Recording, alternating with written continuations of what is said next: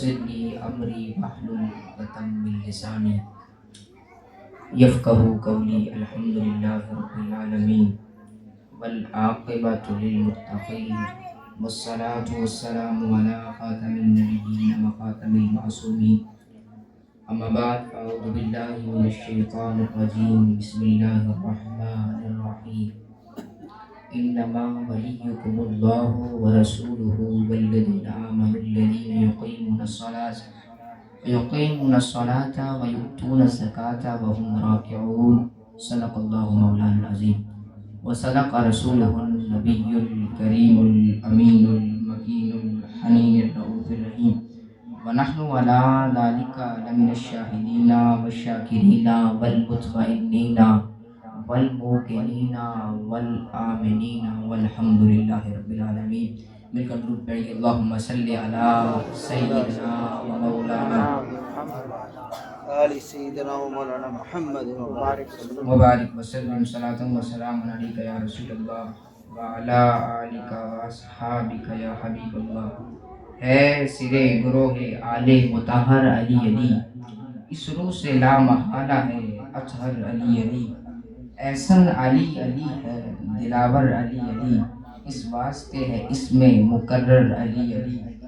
کس کے لیے روا ہے کہ مولا سے وہ لڑے، اللہ کا اسد ہے سراسر علی علی. آمد علی کی ہوئی ہمدم سرے لمحہ، ڈر وسارے روح کا کر کر علی علی. اور یاران مصطفیٰ پر درود بھیج کر، یاران مصطفیٰ پہ درود بھیج کر دشمن پہ چڑھ رہا ہوں کر کے علی علی. اللہ تبارک و تعالیٰ کی تعریف توصیف، اس کی حمد و ثنا، جو خالق کل کائنات بھی ہے اور مالک ششیہات بھی.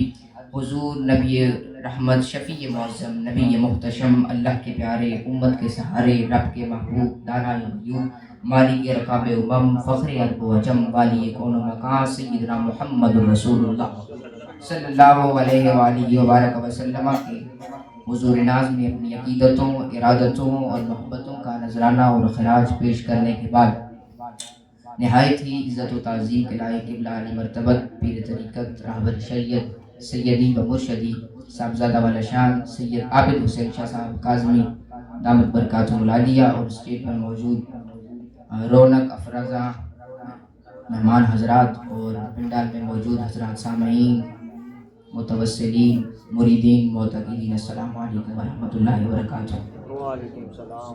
اللہ تبارک و تعالیٰ کا شکر، اس کا فضل، اس کا احسان، اس کا کرم، اس کا بے پایا لطف و احسان کہ مالک الملک نے زندگی میں ایک مرتبہ پھر قبلہ اور فخر السادات پیر طریقت راہبر شریعت زینت الاولیاء پیکر رشد و ہدایت حضرت الحاج پیر سید عاشق حسین شاہ سرکار کاظمی المشہدی الموصلی نور اللہ مرکزہ کے مزار پہ انوار پر حاضر ہو کر 11ویں شریف منانے کی توفیق اور یہ موقع عنایت فرمایا. یہ یقیناً بڑی سعادت ہے، بڑی برکت ہے کہ اللہ تبارک و تعالیٰ کے برگزیدہ صلحاء اولیاء کے مجلس میں بیٹھ کر ان کے سامنے حاضر ہو کر اور ان کی سرپرستی میں اللہ کو یاد کرنا، اس کے محبوب کو یاد کرنا، یہ بڑی سعادت کی بات ہے. اور اگلے ماہ انشاءاللہ العزیز قبلہ کا عرس بھی ہے، تو اس میں بھی بھرپور شرکت کریں گے انشاءاللہ. دراصل یہ مہینہ رجب المرجب کا ہے اور اس میں مختلف ہستیاں اس کے ساتھ ریلیٹڈ ہیں اور مختلف ہستیوں کا وصال اور ولادت اسی ماہ میں ہوئی. مثلا حضرت خواجہ معین الدین چشتی اجمیری علیہ الرحمہ، ان کا عرس بھی اسی میں آتا ہے. اور اسی طرح حضرت امام جعفر الصادق رضی اللہ تعالیٰ عنہ، ان کا عرس بھی اسی مہینے آتا ہے. اور کاتب وحی حضرت سیدنا امیر معاویہ رضی اللہ تعالیٰ عنہ، آپ کا ذکر بھی اسی مہینے کیا جاتا ہے. جو ولادت کی تاریخ ہے اس حوالے سے کوئی ہمارے پاس کوئی دلیل نہیں ہے کہ ہم اس کو لے کر کے کسی پر ذکر کریں، چونکہ اس میں مفسرین کے اندر اختلاف ہے. لیکن 13 رجب المرجب کو منسوب کیا جاتا ہے مولا کائنات سے. تو مولا کائنات کا ذکر تو مخصوص نہیں کہ رجب المرجب میں ہی ہو، جب چاہیں علی کا ذکر ہے، علی کا ذکر کرنا عبادت ہے. تو اسی لیے آج اس حوالے سے موضوع کو لے کر چلتے ہیں. اور مولا علی کی فضیلت کو، آپ کی شان کو سمجھتے ہیں کہ مولا علی کی فضیلت، شان، مناقب، فضائل جو حضور نے ہمیں بتائے ہیں اور پھر جو حدیث متواترہ صحیحہ میں چلے آئے ہیں وہ ہم تک کیا پہنچے ہیں اور وہ کیا ہے. تو موقع کی مناسبت سے چند کلمات عرض کرتا ہوں، امید ہے آپ باب توجہ سے سماعت فرمائیں۔ اللہ تبارک و تعالیٰ نے کائنات کے اندر ہر ایک کو کوئی نہ کوئی منزلت عطا کی ہے، ہر ایک کو کوئی نہ کوئی مرتبہ مقام عطا کیا ہے، اور ہر ایک کو کوئی نہ کوئی درجہ عطا کیا ہے۔ اس درجے پر ہر کوئی فائز ہے۔ سیاست، خلافت، سیادت، سعادت، علم، عمل، تقوی، بڑے بڑے رتبے ہیں کائنات کے اندر، بڑے رتبے ہیں، اور ہر رتبے پہ اللہ تبارک و تعالیٰ نے ہر ایک کو فائز فرمایا ہے، اور ہر ایک فائز ہے۔ جیسے خطابت ہو، کتابت ہو، لکھائی ہو، کوئی رتبہ بھی ہو اللہ کے ہاں، وہ سارے رتبے ہیں، لیکن سب سے بڑا رتبہ ہے محبت۔ کیونکہ خلافت ہو، امامت ہو، سیادت ہو، ان سب کا مطمع نظر اور نقطہ انتہا یہ ہے کہ خدا راضی ہو جائے، اور جب مقام رضا مل جائے تو پھر اس مقام رضا پر اگلا درجہ مقام محبت ہوتا ہے، مقام محبت ہوتا ہے۔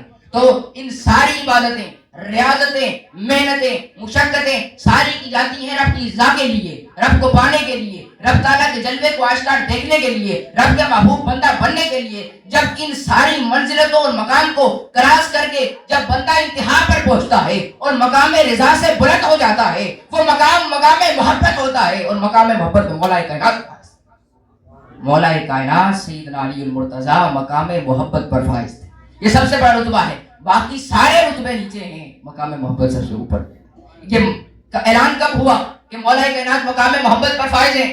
آپ کی جو محبت ہے، آپ محبوب خدا بھی ہیں، محبوب مصطفیٰ بھی ہیں، محب خدا بھی ہیں، محب مصطفیٰ بھی ہیں۔ یہ کہاں سے ظاہر ہوا؟ یہ وہیں سے ظاہر ہوا کہ جب قلعہ فتح کیا جا رہا تھا، جب صحابہ ہر روز جنگیں لڑ رہے تھے، حروب ہو رہی تھی، جاؤ خیبر کے قلعوں کو فتح کر کے آؤ، ایک گئے دوسرے گئے، قلعہ فتح نہیں ہو رہا، اور 3 دن تک جنگیں ہوتے رہی، اور صحابہ کرام 3 دن تک لڑے۔ حضرت سیدنا فاروق اعظم جیسے جلیل القدر صحابہ، ارے وہ صحابہ کہ آپ کی ایمان کی گواہی آپ دیتے ہیں، میرے ایمان کی گواہی میں دوں گا، میرا والد دے گا، میرا دادا دے گا، کوئی قاضی دے گا، ہر ایک کی ایمان کی گواہی کون دیتا ہے؟ کوئی کسی کی ایمان کی گواہی دیتا ہے، کوئی کسی کی ایمان کی گواہی دیتا ہے۔ صحابہ وہ ہوئے کہ جن کے ایمان کی گواہی رب نے قرآن میں دی، فرمایا اولئک هم المؤمنون حقا، یہ جتنے کے جتنے ہیں اللہ کہتا ہے مومن بھی ہیں، اور اس بات پر تصدیق بھی رب نے سب کر دی۔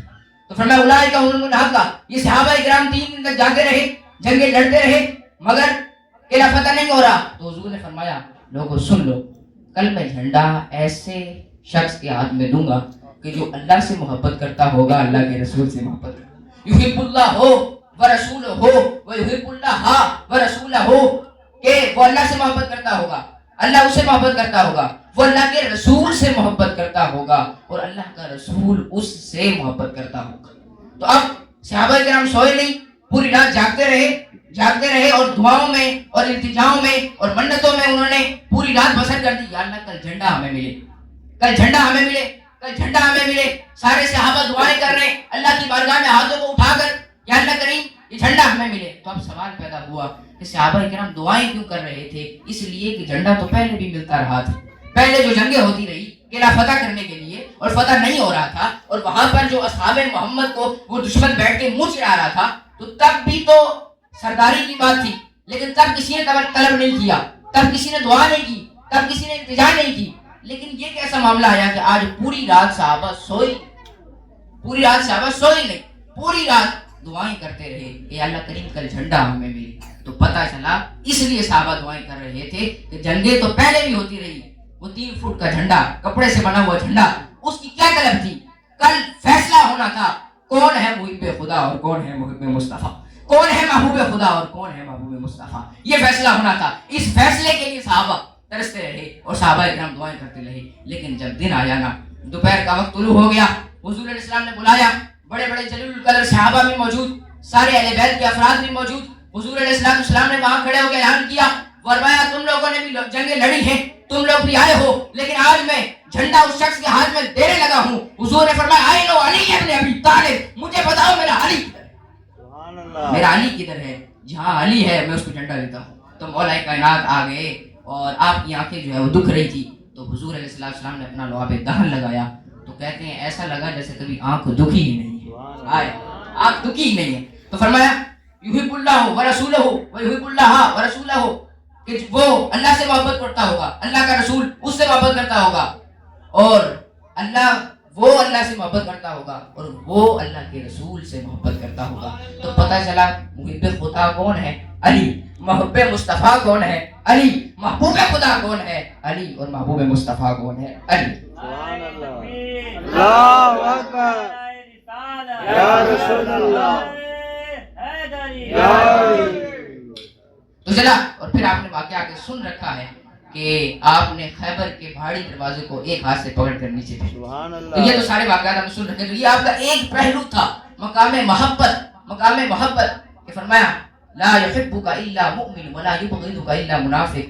مولا علی ہوں، پہچان کیسے ہوگی؟ فرمایا جو علی کے ذکر کو سن کے خوش ہو جائے وہ مومن ہے، جس کے چہرے پر قرار آ جائے وہ منافق ہے۔ لا يحبك الا مؤمن۔ صحابہ کرام فرماتے ہیں ہم مجلس مصطفیٰ میں پہچان کرتے تھے جو علی کا ذکر ہوتا، علی آتے جس کے چہرے پر قرار داری ہو جاتی وہ منافق ہوتا، اس کا چہرہ دیکھ کر کھل اٹھتا وہ مومن۔ تو اللہ نے کسوٹی مولا علی کو بنا دیا کہ مومن اور منافق کی پہچان ہونی ہے تو مولا کائنات سے ہونی ہے، مولا علی سے ہونی ہے۔ اور پھر علم کے متعلق حضور علیہ السلام نے بیان فرمایا، حضور علیہ السلام فرماتے ہیں کہ حضرت عبداللہ بن مسعود روایت کرتے ہیں کہ آپ موجود تھے اور آپ کا ذکر ہوا۔ ذکر کس کا ہوا؟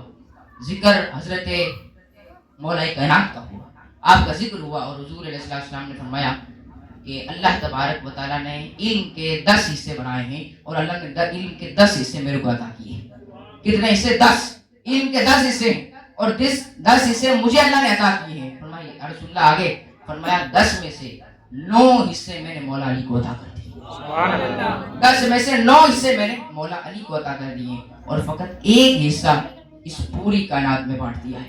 اب ذرا غور کریں، جو نقطہ میں سمجھا رہا ہوں، ایک نقطہ بٹا پوری کائنات کے اندر ہے اور 9 حصے ملے مولا علی کو۔ ایک حصہ بٹا کائنات کے اندر، کائنات ہے جاری، اور 9 حصے ملے مولا علی کو۔ تو جو حصہ ایک ملا کائنات کو، اس میں مفسرین بھی آئے، محققین بھی آئے، مدبرین بھی آئے، صوفیاء بھی آئے، اتقیاء بھی آئے، ابرار بھی آئے، ابن جوزی بھی آئے، ابن حجر بھی آئے، غوث اعظم بھی آئے، شیخ عبد القادر جیلانی بھی آئے، مجدد الفسانی بھی آئے، چودھویں سلیم اعلیٰ حضرت امام احمد رضا خان فاضل بریلوی بھی آئے، کنز العلماء بھی آئے، آتے رہے علماء، آتے رہے۔ مصطفیٰ کے علم کی خیال چلتی رہی، مصطفیٰ کا علم جاری رہا، مصطفیٰ کے علم کا سرچشمہ اور فیضان ابھی بھی جاری ہے اور قیامت تک جاری رہے گا۔ تو وہ جو ایک حصہ ملا تھا پوری کائنات کو، اس کا فیض ابھی تک چل رہا ہے۔ تو جس علی کو 9 حصے ملے اس کے علم کا عالم کیا، اس مولا کے علم کا عالم کیا ہوگا کہ جس کو ایک حصہ ملا، ایک، تو آج تک کائنات چل رہی ہے اور عقل پر ڈیپینڈ کرتی ہے۔ تو جس کو 9 حصے علم کے عطا ہوئے اس کا عالم کیا ہو گیا؟ تو مولا کائنات کوفے کے منبر پر فرمایا کرتے سلونی عما شئتم، پوچھو تم کیا پوچھنا چاہتے ہو، جو تم پوچھو گے میں تمہیں بتاؤں گا۔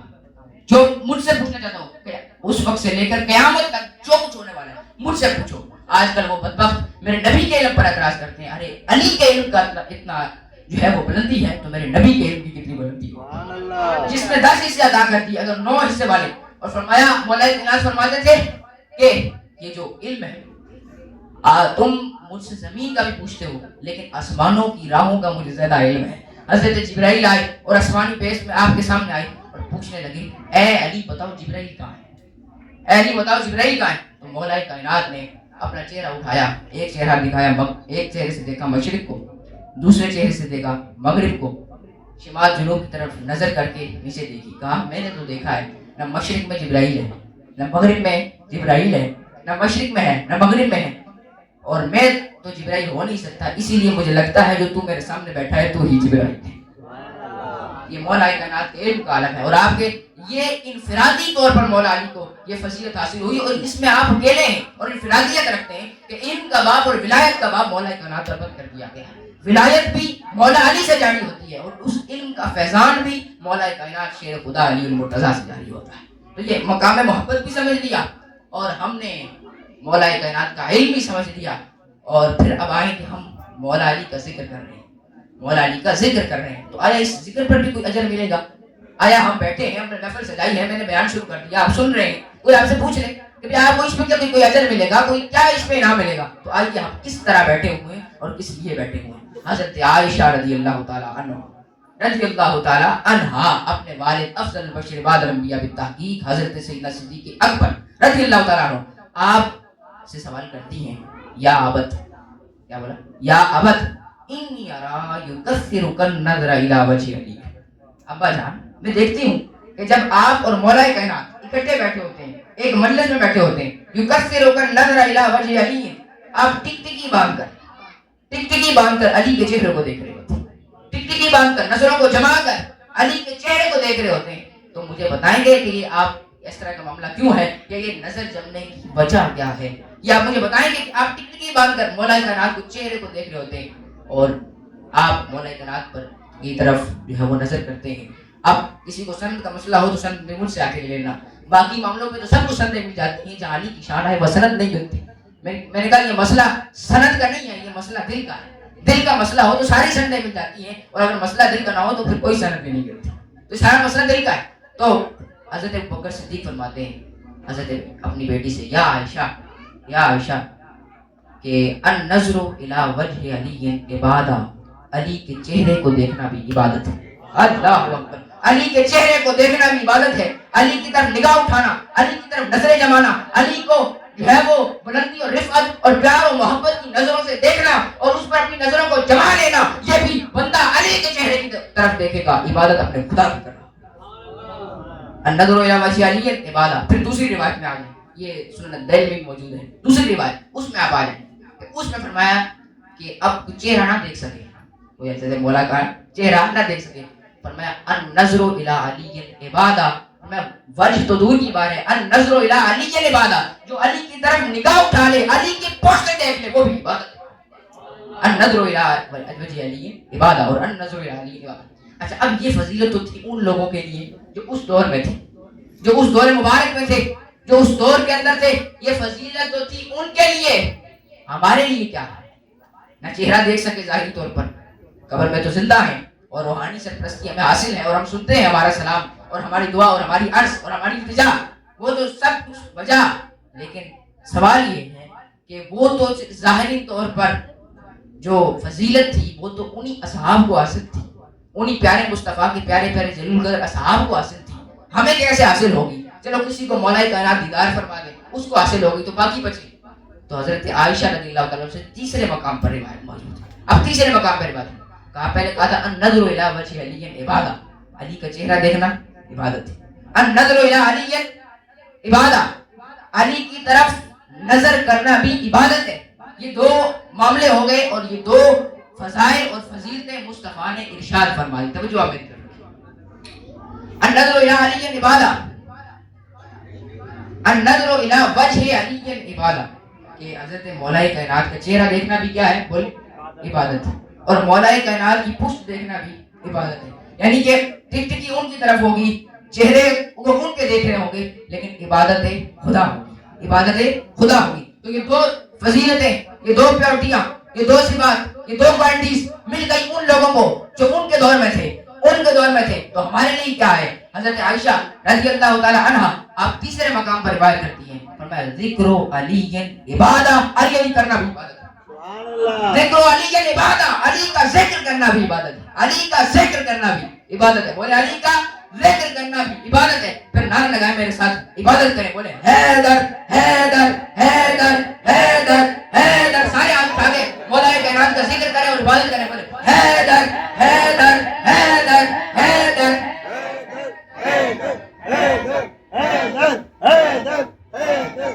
جزاک اللہ خیر. آخری حدیث سن لیں اور پھر ہماری بات جو ہے مکمل ہو جائے گی. ان علی رضی اللہ تعالی عنہ قال قال رسول اللہ صلی اللہ علیہ وسلم فیک مثل من عیسیٰ. حضور علیہ السلام مولا کائنات کو مخاطب کرتے ہیں. توجہ میری طرف رکھیں گے اور یہ گفتگو کا نچوڑ ہے. فیک مثل من عیسیٰ. حضرت مولا کائنات فرماتے ہیں کہ اے مولا کائنات کو حضور فرما رہے ہیں کہ اے علی، تیری مثل، تیری جو مقام اور منزلت ہمارے نزدیک وہ عیسیٰ علیہ السلام کی طرح ہے. تیرا مقام ہمارے نزدیک کس کی طرح ہے؟ بولے عیسیٰ علیہ السلام کی طرح. فرمایا کیوں؟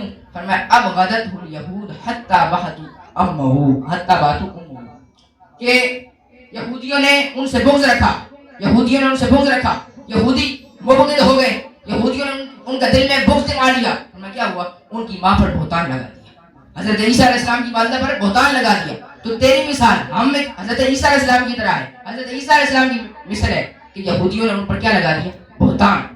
تیری مثال ایسی ہے کہ کچھ لوگ آئیں گے اور تیرے بغض میں اتنے اندھے ہو جائیں گے، تیرے بغض میں اتنے اندھے ہو جائیں گے کہ ان کو صحیح روایات بھی نظر نہیں آئیں گے. آگے حضور نے فرمایا وَحَبَّتْهُ النَّصَارَى حَتَّى أَنزِلُوا بِالْمَنزِلَةِ الَّتِي لَيْسَتْ لَهُ. فرمایا سنو دوسری بات جو میں توجہ دلانا چاہ رہا ہوں. فرمایا اور تیری مثال نصارہ کی طرح ہے, نصارہ کی طرح کہ جنہوں نے حضرت عیسیٰ علیہ السلام سے محبت کی اور ان میں وہ مقام تلاش کیا جو ان میں تھا لیست لہو, ان میں نہیں تھا, ان میں بات نہیں تھی, انہوں نے اپنی طرح سے گڑ گڑ کر ان کی طرف بیان کی. فرمایا وہ بھی گمراہ ہے. اچھا اب آپ نے نئی بات سنی ہے کہ بغض کی وجہ سے تو لوگ گمراہ ہوتے ہیں لیکن محبت کی وجہ سے بھی کچھ لوگ گمراہ ہوتے ہیں. یہ مت سمجھنا کہ ہر محبت جنت میں لے کے جائے گی, ہر محبت جنت میں لے کے نہیں جائے گی. وہ محبت جو شریعت کے تقاضوں کو پورا کرتی ہو وہی حضرت مولا کی محبت جنت میں لے کے جائے گی. ورنہ عیسیٰ علیہ السلام کے جو صحابہ تھے وہ نصارہ, میں آخری بات عرض کر رہا ہوں توجہ میں رکھوں, نصارہ انہوں نے کیا کیا, آپ نے محبت کی اور محبت میں وہ یہ سمجھتے تھے کہ چونکہ ہم محبت کرتے ہیں بس جو مرضی بولتے جائیں, جو کچھ کہتے جائیں, لیکن نہیں, اس محبت کی وجہ سے اللہ تبارک و تعالیٰ نے ان کو کس میں پھینک دیا, جہنم میں. اور پھر حضرت علی فرماتے ہیں ثم قال, حضرت علی فرماتے ہیں یحلق فی رجلان محب مفرط یقررنی بما لیس فی. حضرت علی فرماتے ہیں یحلق فی رجلان, میرے بارے میں دو طرح کے لوگ گمراہ ہوں گے, دو طرح کے. فرمایا کون؟ فرمایا محب مفرط, مجھ سے ایسی محبت کرے گا کہ اس میں افراط و تفریط کا شکار ہو جائے گا, میرے مقام کو حد سے زیادہ بڑھا دے گا. فرمایا یقررنی بما لیس فی, جو مقام مجھے نہیں ملا ہوگا. یقررنی اپنی طرف سے حدیثیں گڑ گڑ کے لائے گا. یقررنی بما لیس فی, جو میرے بارے میں نازل ہی نہیں ہوئی, جو میرے بارے میں اتری ہی نہیں, وہ باتیں گھڑ کر کے لائے گا. فرمایا اس کی باتوں پہ غور نہ کرنا کہ وہ سارے جمع ہو جاتے تو اللہ جہنم کو پیدا ہی نہ کرتا, اس طرح کی کوئی بات نہیں. اور فرمایا وَأُبْغِضُ يَحْمِلُ شَنَعَانِي عَلَىٰ أَن يُبْغِضَنِي, کہ ان میں سے ایک فطرہ ہوگا اور فرقہ ہوگا جو آپ سے بغض رکھتا ہوگا. سنیے گا, جو بغض رکھے مولا کائنات سے وہ بھی گمراہ ہے, جو حضرت مولا کائنات سے حد سے بڑھ کر محبت رکھے وہ بھی جو ہے وہ گمراہ ہے. بلکہ محبت رکھنی ہے شریعت کے تقاضوں میں رکھنی ہے, شریعت کے تقاضوں کو ملحوظ خاطر رکھ کر کہ اہل سنت کا ہے بیڑا پار, نجم ہے اصحاب حضور اور ناؤ ہے عطرت رسول اللہ کی. وما علیہ